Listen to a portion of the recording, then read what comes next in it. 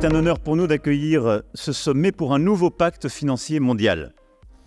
Alors, je veux d'abord souligner que ce sommet est le vôtre, c'est-à-dire celui de toutes celles et tous ceux qui sont en première ligne. We come to Paris today with a heavy heart, but with hope.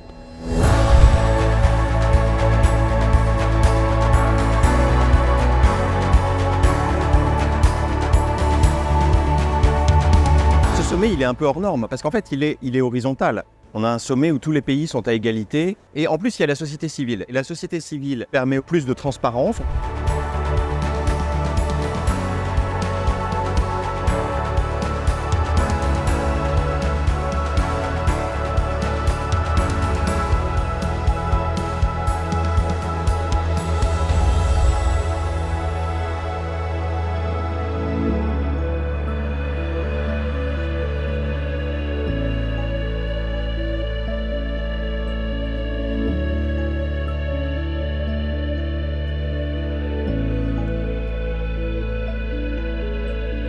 La sociedad civil es quien finalmente recibe todas las decisiones políticas que tomen los gobiernos en general. Por tanto, es importante incluir a la ciudadanía, que sean escuchados.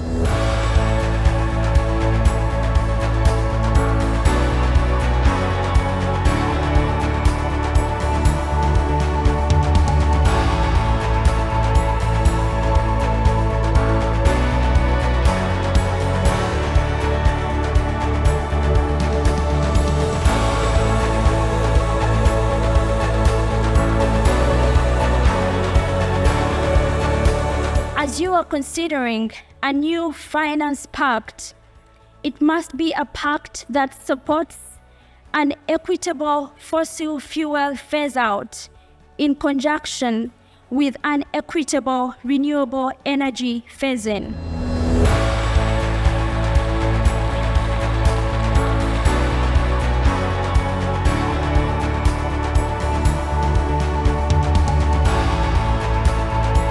À mon avis, le sommet était une réussite parce qu'il a permis deux choses. Il a permis d'abord de cristalliser un certain consensus. Et quand on voit d'où on partait en termes de fossé et de divergence nord-sud, c'est très important. Tout le monde n'est pas entièrement sur la même ligne, mais au moins, il y a une vision commune qui a été exprimée. Et puis, il a permis aussi d'avoir un certain nombre de délivrables qui sont des décisions concrètes ou des quasi-décisions parce qu'elles seront vraiment mises en œuvre par les prochains rendez-vous internationaux.